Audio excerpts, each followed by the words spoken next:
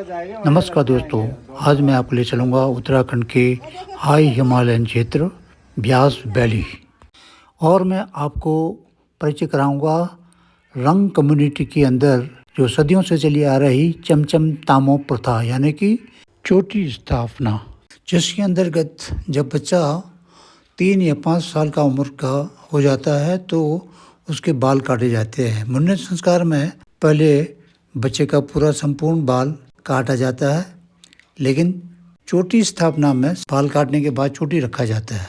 इसमें पहले माटी पूजा यानी कि ईश्वर की पूजा की जाती है, जिस माटी में ये जहाँ पर भी रहते हैं वहाँ पर दर्चो यानी कि झंडा और धूप अगरबत्ती जला करके पहले माटी की पूजा की जाती है। वहाँ पर आमंत्रित सभी गाँव वासियों सबको भोजन कराया जाता है। इस संस्कार में विशेष बात यह है कि बच्चे के बाल काटने के बाद उस बाल को कुछ ऐसे स्थान पर ले जा कर के रखा जाता है, उच्च हिमालय क्षेत्र पहाड़ियों के ऊपर में, या पूर्व में इसको कैलाश मानसरोवर वहाँ पर पहुँचाया जाता था। और इस संस्कार में आमंत्रित सभी लामाज को पगड़ी पहना करके इनका सम्मान किया जाता है। यह भी एक सदियों से चली आ रही इस समुदाय की एक परंपरा है। तो कुल मिलाकर ये मुंडन संस्कार का ही एक पार्ट है। मुंडन संस्कार में बच्चा पैदा होने के बाद पहली बार उसके बाल को काटा जाता है और यहाँ पर बच्चा जब 3 से 5 साल के बीच का होता है तो इसके चोटी रखने की प्रथा है। तो ये था मुंडन संस्कार यानी कि चोटी रखने की प्रथा, जिसको इस समाज के लोग चमचम तामो। तो ये था। अब हम बातचीत करेंगे हमारे श्री सत्तल लम्मा और पानो लम्मा से, थोड़ा जानकारी लेंगे।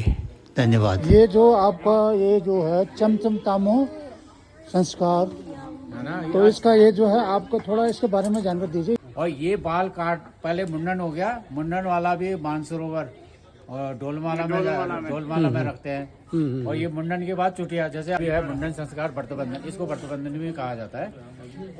हाँ, तब 3 साल 5 साल विषम संख्या में, विषम संख्या को हम बहुत मान्य रखते हैं। इसमें पूजा बाल काटते समय भी 5 लोग होना चाहिए, आदि से बड़ा मानते हैं व्रतबंधन।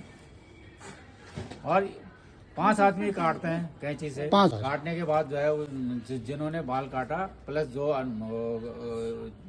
जिस गांव के देव डंगरिया होते हैं उनको पकड़ी देते हैं। पर्सनल एक देव का नाम नहीं लेते, हम 33 कोटि देवता प्रकृति। तो दोस्तों, जैसा कि आपने सुना हमारे लमाओं के द्वारा इस संबंध में विस्तार से चर्चा किया।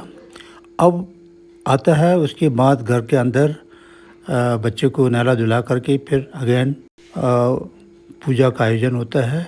ये वो पूजा होती है जिसमें पितरों को खुश करना, भगवान को खुश करना, और इसके लिए बहुत सारी प्रसाद वगैरह इकट्ठी की जाती है और सभी बैठ करके इसमें भगवान का नाम लेकर के पूजा करते हैं। उसके बाद प्रसाद वितरण होता है। वीडियो देखने के लिए आप सबको बहुत बहुत धन्यवाद। जय हिंद।